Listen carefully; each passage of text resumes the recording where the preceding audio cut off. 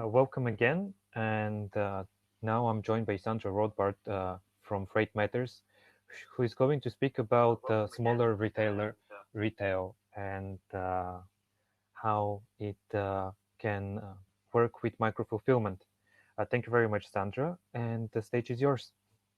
Thank you, Nick. Thank you, everybody, for joining us today. Just a quick introduction. I am an urban planner. I'm originally from New York City, and I recently moved to Amsterdam. My background is specifically in last mile delivery when it comes to sustainability, resilience, and equity through policy and practice. I used to work mostly in government, in local and regional government in New York. And since I have become a consultant and I serve clients worldwide. As Nick mentioned, I'm here to talk a little bit about how micro-fulfillment can really help smaller businesses stay competitive when compared to some of the big giants out there. So here we go. If my computer would work. Okay, so what are small and medium-sized businesses struggling with, right? They're trying to be competitive. We've seen one of the biggest problems with COVID, and even before the pandemic, is just trying to keep stores open and stop just having online shopping. We also want stores to be successful without a storefront. There are plenty of people that work outside of their home. They might be making jewelry at home or sending things, other sort of crafts and other goods out of their garage. And this way they can actually stay competitive. And we really want folks to bounce back after COVID and to stay successful. So some of the solutions for this is actually around shared services. So if small or medium-sized businesses can come together to actually work in various areas that I've listed here, they can really be successful. So we know there's been a big problem with COVID's impact on businesses. Actually, this article from the New York Times that I have here is just from a couple of days ago, where it really highlights that e-commerce can be very difficult for the small independent businesses. Some have benefited greatly during the pandemic, but it's mostly the big stores that are really benefiting. You'll see in the statistic that while worldwide total retail sales have gone down, no surprise, last year, the total retail that's e-commerce has gone up significantly, but it's still a very small fraction of the amount of money when you see the total retail sales and that change. So there's a store called Shopify you might be very familiar with, and that really helps independent businesses create online platforms. And on Black Friday, the day after Thanksgiving, traditionally in the US, it's now become more of a global phenomenon. Their sales went up 75% in 2020 compared to last year. So there is some real growth in e-commerce for the smaller businesses, but it's still really benefiting those big box stores and those major businesses.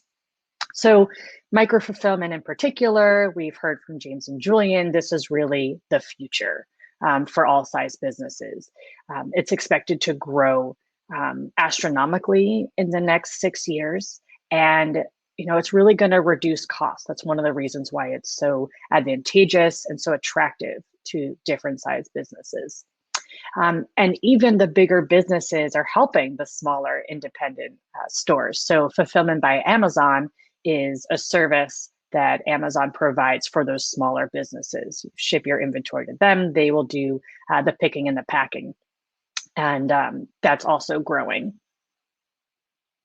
So I want to talk about the full network, the full supply chain that's really benefiting from micro-fulfillment. So it's not just the physical picking and the actual space that's being helped by micro-fulfillment, but it's really engaging with the customer, dealing with the picking and packing with micro-fulfillment, and then also the delivery and the pickup. So we talk about shopping. There's a lot of different ways we can shop. In, as my husband likes to say, the before times, pre-COVID, there was a lot of in-person shopping. Go to your local store, get whatever items you need. you can actually go to that retailer's website if they have omni-channel options. So they not only sell in the brick and mortar, but they also sell online, or a business might only sell their goods online. Or you can purchase at a major e-commerce site like an Amazon that coordinates and co-locates many different small businesses on one site. Or there are also smaller versions of these sort of co-op websites where multiple businesses can come together that are really small and concentrated in a particular location to really work together to sell their goods and compete. Then you have the pick and pack.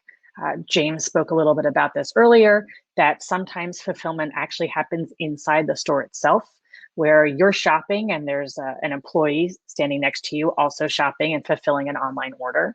You have your traditional fulfillment in a larger distribution or warehouse that's maybe on the edge of a city or a little bit outside.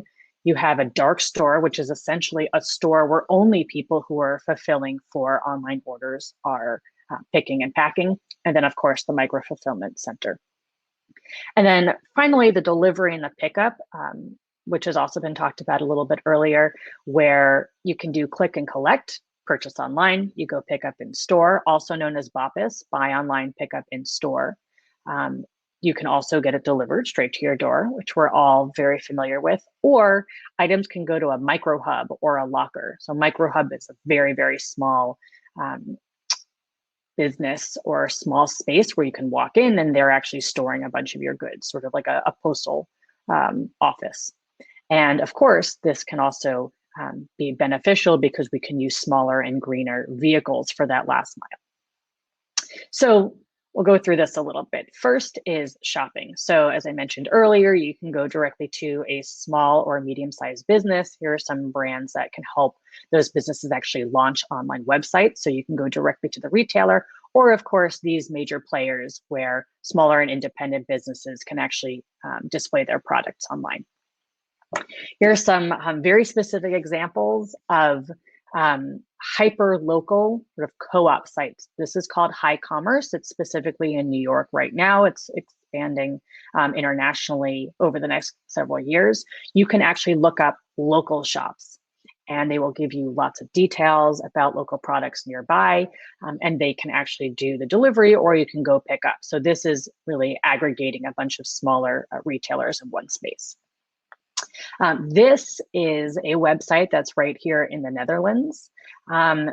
So they act like a department store for the local downtown. So lots of different retailers are coming together on this one website to really promote shopping local and really bypassing some of those bigger websites. And this is great because they give you the backstory of the different retailers and all sorts of information. You can also search by product or specifically by the store. There's over 180 of them, and the municipality actually helps encourage the use of cargo cycles, which really isn't that hard in the Netherlands because it's actually so common here. This website's actually called not Amazon. It is from Canada, and it highlights, again, local stores within a couple of different cities in Canada, and they're really highlighting minority-owned businesses, which is really important. And they, unlike some of the other platforms, you can't purchase directly from the platform, but it does link you to the different websites for these different products. So now let's go into micro-fulfillment. So micro-fulfillment isn't always, let's go back. So what's traditional fulfillment look like? Come on. Traditional fulfillment can, looks like one big warehouse, could be a little bit smaller. You can either do it on your own as a business. Usually the larger companies can manage their own inventory. They get great data analytics, you pick and pack and you do delivery. Or what many businesses use is a third-party logistics provider. And that's when you don't have to worry about actually managing your own facility and somebody else does all the work for you, which is really beneficial, particularly if you are a smaller size company. So what about micro-fulfillment? So in the top right is an image of AutoStore. I've actually had the privilege of seeing AutoStore in action just outside New York City. It was really interesting. It was actually in a much larger warehouse, but they were able to pack so much in a very small space. And they were sort of testing it there for a very large electronics store, which was fascinating to watch. So definitely look at more of the videos on their website. But it doesn't always have to be high tech. The image on the left is, a small micro-fulfillment store, just has a few items on a shelf where people can pick and pack and then ship out. And the bottom right is micro-fulfillment that's just taking up space where there's underutilized retail stores. Store goes out of business. It's a perfect location right in the heart of a city, and you can actually store goods right there. And so what's great is that last mile delivery is now shortened, and you don't have to worry about having more space in the back of your store because basically your stock room is now offsite. And the other benefit for this really, really short last mile delivery is you can also do returns, which is really important. And the reverse logistics is another benefit. So why not just use one of these bigger players? Well, Fulfillment by Amazon does offer a lot of real benefits for independent retailers, but there are a lot of concerns. So there's over 2 million independent businesses on Amazon right now in the US alone. But some of the cons are extra fees. The big concern about counterfeit products, actually, a lot of businesses find what are the big sellers on the website, and they make their own version that's usually cheaper quality and obviously cheaper price. And like any 3PL, you lose a little bit of control, but Amazon also has very strict rules on shipping your inventory to the fulfillment centers, which can be really difficult for smaller businesses. So this quote is actually from the New York Times just a few days ago, that it's really the big retailers that are taking up a lot of the e-sales and the warehouse space, quite frankly. So they're actually involved in micro-fulfillment, but they're not the only players, even though they take up a big space. So there's no reason why small and medium-sized businesses can't participate. So here are some 3PLs that can really help some of those smaller businesses. They integrate with e-commerce shopping platforms, including an Amazon, Alibaba, and your local store's website. They'll also do your inventory management and data analytics, tracking, fulfillment, delivery, and the sort of the whole package. So Diamond Logistics is in the UK. They're smaller. They do really help with a local space, not quite as small as micro-fulfillment, but they do offer this sort of 3PL service for smaller businesses. GoPuff is in the US. They not only serve major brands, but they can also help with local stores. And that's where the smaller and medium-sized businesses can really benefit. They don't just do grocery, which is a really, really big thing in micro-fulfillment is grocery, but they also can do other types of products.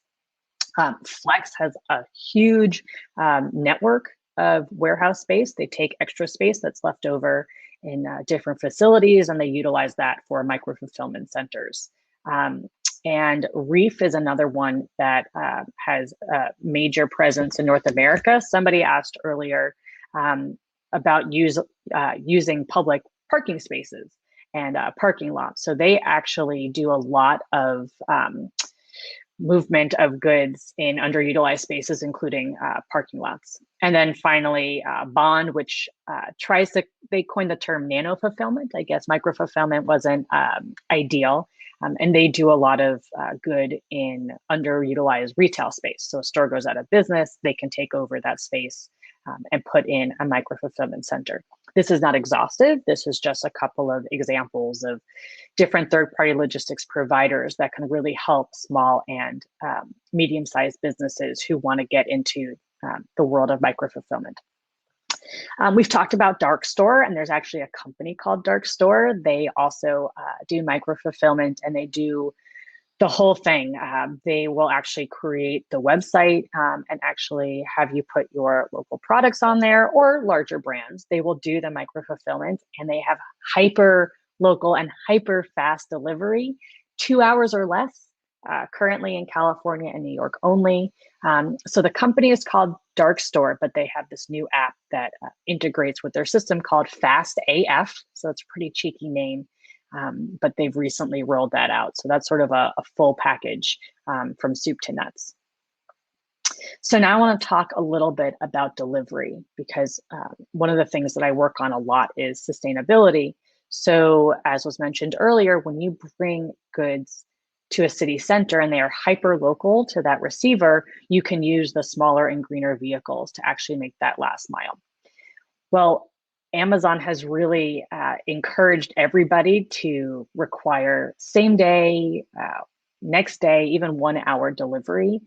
Unfortunately, even if people don't need it, right? Lots of folks will click on the fastest shipping, even though, nothing that they've ordered is urgent. But because of that, there's now this Amazon effect and the expectation that you can get your goods as fast as possible. So now everybody else is really held to that same standard. And that's really hard for smaller businesses. But if you're able to use space within a micro-fulfillment center, you can co-locate with other businesses, that ability to actually deliver fast is much more possible. So as I mentioned earlier, this is actually a new Chariot cargo bike that DHL rolled out recently. So there's lots of different designs for cargo bikes that are used throughout the world to handle areas where, cars might not be allowed. So you have a lot of pedestrian areas. There are zero emission zones in many cities, and these are perfect for that very short distance between a micro-fulfillment center and the receiver. And then I mentioned earlier the click and collect opportunities. Maybe you don't need the item delivered to you because of timing. You don't want porch pirating. Someone leaves a package on your door and it gets stolen. So instead, we've all seen these delivery lockers. Some are actually automated and a little more high tech. Put the goods in there. You can go pick them up when it's most convenient to you. So micro-fulfillment, we've talked specifically about retail, and I mentioned that grocery is a really big player in this space, but there's some other things that other types of businesses that aren't retailers can look into. So the hospitality area, the hotel and restaurant and cafe groups can actually use this, particularly when there are shared resources. So everybody might need napkins or cups, a bunch of different cafes or restaurants, and they don't necessarily care what those look like. Well, they can store those items in a fulfillment center, and then they themselves become the receiver. They become the customer. Store it there. You don't need the stock room. You don't need to waste the space and money, and you can order those items straight to a fulfillment center. Other types of groceries that the business itself is using, such as flour and milk. Again, if you're not as picky, and you can share this with other businesses, which I'll get into in a minute. Construction materials, that's a big thing that really needs to get closer to the actual construction site. It's very costly to move construction goods. Obviously, larger items like lumber cannot be put in something like an auto store, which has very specific sizes to their bins. But there are other smaller goods, and there can be the low-tech area within the fulfillment center that you can actually handle things like lumber and other larger size pieces. And then micro-fulfillment centers can actually be co-located with other areas, with other facilities that need some sort of consolidation, including an urban consolidation center. So typically parcels from outside a city, from some of the major players like DHL and UPS can come into an urban consolidation center and then get repacked into smaller vehicles to do that last mile. And so if you combine that with fulfillment, you can sort of do it all in one space. And same with the reverse logistics, both returns as well as waste have that consolidated in one area. So I mentioned that the businesses themselves can actually become the customer of a micro-fulfillment center, and that can be done best when there's joint procurement. So you really gain economies of scale. This is something where there's really no way to compete against the big players unless you work together. So there's different types of group purchasing organizations out there actually that can help provide a service for smaller businesses. And I mentioned earlier, you might have napkins and cups or something, but there might be other goods that we really don't care about. We just all need a mop, or we all need some sort of cleaning solution. You can work together to actually create good contracts with different companies. And a lot of this is really organized by maybe a business association or other organizations, but it's really around location and not necessarily, oh, we can only have this one product. So if this one high street or this one particular area in a city that is organized around some sort of business improvement district wants to work together, they can say, okay, well, what are the supplies that we can go into a contract on together? And then it's really hyper localized, and there can be one big delivery, either to a delivery locker or to one business, and everybody can work together to really make that happen. And so the retailer becomes the customer, and that is best handled when you have a micro-fulfillment center nearby. Here's some other examples of group purchase. This is actually for personal use. This is an app called Pinduoduo. It's out of China. And it's very interesting. It actually started off as an agricultural app to help smaller farmers and bring in goods. And what you do is what they call social commerce. So you order something, or you're interested in ordering something, and you can reach out to friends or reach out to other people on social media and say, I'm interested in buying this. I'm going to start putting this into my my shopping cart. And you can encourage other people to join you. So you can purchase together, you get a discount, and you're also advertising for that product. They've expanded into retail as well. So you put it on social media, you explain, this example, I'm really liking these headphones, these wireless headphones. This is the price. I've seen the reviews. They look great. Why don't other people come with me? And then because of economies of scale, you end up with a better price. Another example in the US is Instacart. It's an online grocery delivery service. You can actually order together with colleagues or family and friends. It's obviously easier if you're in the same location. That makes for fewer trips, less vehicle miles traveled, obviously a lot better for the environment. And so you can come together and say, let's do this and let's order for one drop off. In addition, they have sort of the reverse where they will charge you extra if you want to have a delivery during peak hours. That means more trucks during rush hour, which leads to more congestion and more emissions. So it's a really great opportunity that they have provided for their customers. And these are two companies that are specific to group purchasing. So the one on the left is out of the UAE, and they help local and small and large businesses actually come together to order goods and create contracts with suppliers to get a better deal. And then Una is out of the US, and they also do very similar work.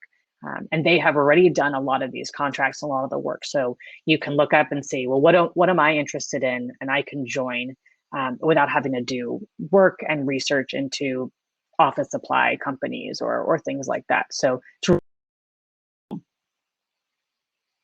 So everybody working together makes folks really competitive, as I've explained before, and working together can help both with your profit because you have less costs, less headache, less time spent working in some of these areas, and less administration that's necessary. And it all comes together with micro-fulfillment centers. So these are many shared services. There's obviously more that can be done, and folks can always be creative and realize other ways to save costs and work together.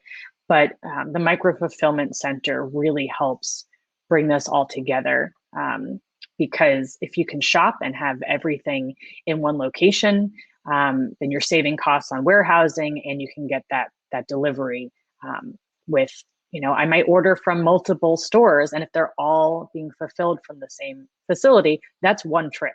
that's one delivery. That's only one box that I have to open up, and less cardboard, less returns, returned cardboard and waste, and it's really a great option for everybody. So just wanted to thank Nick for the opportunity to speak today, and happy to answer any questions. Very much. It was great to hear it. Let me just turn on my and one of the questions that I wanted to ask you is, what is the role of city authorities when it comes to helping smaller retailers? It's a great question. So I mentioned urban consolidation centers earlier. So there's plenty of proof that when you consolidate goods, it's better for the environment, it's better for customers, retailers, everybody. The problem is it requires space. And several have been tried around the world, but it always comes down to the price, and it becomes very difficult. Micro-fulfillment takes up much less space, but there still would be great if city authorities can help with subsidies and zoning, right? These are all things that are in their hands and need to be done to encourage these types of uses in the center of a city. This isn't something that people used to think about, right? You do warehousing fulfillment in an industrial area. You want to put it right in the middle of my downtown? Well, there are ways to really incentivize that. And that is by allowing developers to build buildings that can help this, or retrofit existing buildings. So both subsidies if it's necessary, as well as zoning. And then parking. One of the biggest issues is truck parking everywhere and truck access to the curb. If a micro-fulfillment center has space for trucks to come in and out, that's great. Likely not going to happen, and they're going to have to park on the curb. So parking management regulations are also really important, not just for micro-fulfillment, but deliveries in general. And it would be great if you have fewer and larger. Unfortunately, that's the wonders of modern technology. We will continue with our networking session, but Sandra is, I'm sure, going to join us very shortly on the networking session. So if you have any questions for her, you can do this in just 2 minutes. This is true for our two speakers today. So even though the speaking and the presentations are done, we still have 45 minutes of networking, and I'm sure that you will be able to find very interesting people who are attending here, and you can share your ideas and also message our speakers. Thank you very much to all of them, James, Julian, and Sandra, for being part of today's event. And thank you very much also for attending. We will share with you a bit more information once the event is finished from our speakers, and so you can have a bit more on the things that they spoke about. Thank you very much, and I wish you a nice day.